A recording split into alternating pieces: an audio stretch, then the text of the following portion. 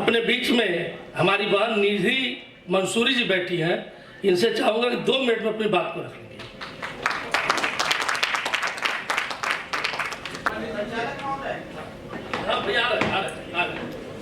इतनी बड़ी उपलब्धि हम लेकर बैठे हैं। अब मैं चाहूंगी कि पार्टी ने हम लोगों को मौका दिया है कि हम अपनी बात रख सकें।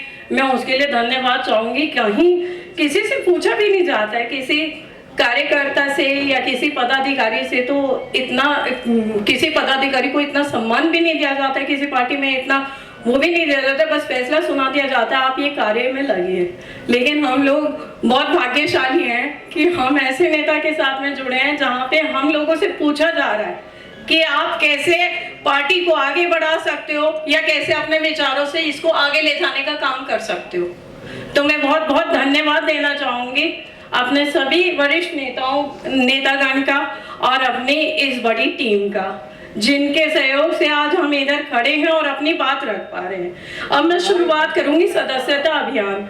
एक बहुत बड़ा अभियान है जिसमें हम लोगों ने अभी तक 10-10 रुपए की रसीद काटी है, लेकिन मैं इसमें थोड़ा सा एक मेरी तरफ से एक सुझाव है कि अगर हम इसमें जो है अपने हम लोगों ने पार्टी के उद्देश्य, जिन उद्देश्यों को लेके हम चले हैं, पार्टी की विचारधारा को लेकर चले हैं, अगर हम उस पार्टी की विचारधाराओं को एक प्रचार सामग्री के साथ में जोड़ दें और अपने चुनाव चिन्ह का भी प्रचार कर दें तो वो और बेहतर रहेगा। ये मेरा सुझाव है अपना। और देखिए, काजोल जी का अभी रक्षाबंधन पर एक ऐड आया था जिसने मुझे बहुत इम्प्रेस किया कि समय ध्यान रख रहे हो सर,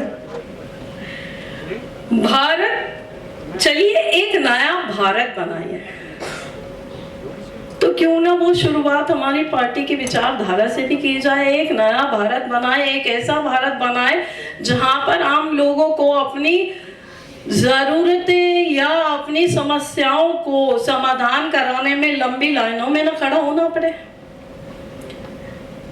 एक जैसे हॉस्पिटल में व्यवस्था होती है, अरविंद भैया जी ध्यान से, एक हॉस्पिटल में जैसे व्यवस्था होती है आईसीयू और अलग अलग वार्ड्स होते हैं, वैसे ही अगर हम अपनी समस्याओं को अलग अलग करके अगर उनका समाधान उनकी जरूरत के अनुसार कर दें तो और बेहतर रहेगा।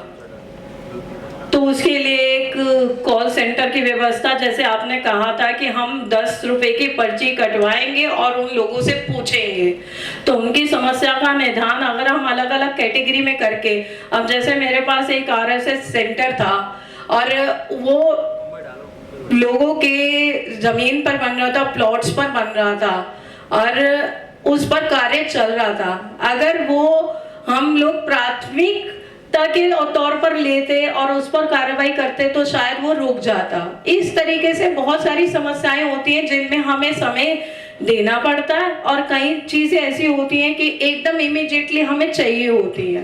तो इस तरीके से एक स्वरूप हम ऐसे एक तैयार कर लें तो ज्यादा बेहतर रहेगा।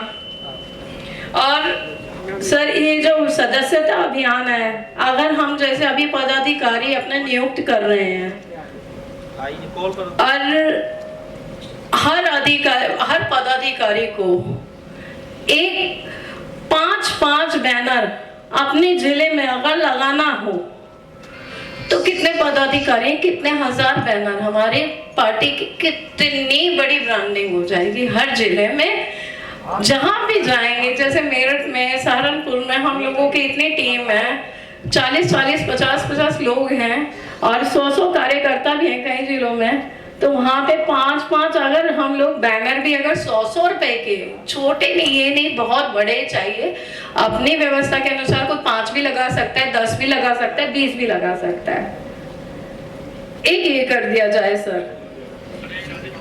और मुस्लिम लोगों का देखिए, 1 मिनट सर, बहुत जरूरी है, बहुत जरूरी है सर। एक मुस्लिम लोगों का विश्वास जो है हमारे बाबूजी की विचारधारा के साथ में बहुत बड़ा है और इनको जोड़ने के लिए जो है कुछ क्या नाम लेते हैं व्यवस्था की जाए कि मुस्लिमों के लिए क्या नाम लेते हैं कुछ एक अलग से क्या नाम लेते हैं व्यवस्था की जाए।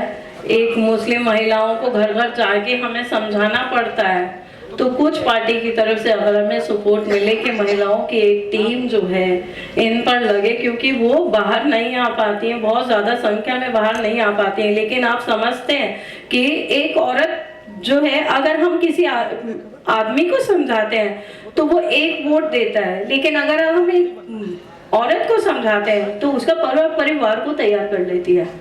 तो सारे परिवार की जिम्मेदारी औरत पर होती है। और हम एक चीज और चाहेंगे, हमें 33% का आरक्षण जो है हर पार्टी में दिया जा रहा है। अगर हमारी पार्टी में इसको लागू कर दिया जाए, कंपल्सरी कर दिया जाए, तो इससे और भी पार्टियों को जो है, औरतों को भी, जितनी महिलाएं हैं उन लोगों को बढ़ावा मिलेगा और ज्यादा से ज्यादा महिलाएं हमारे संगठन के साथ जुड़कर काम करेंगी। शुक्रिया।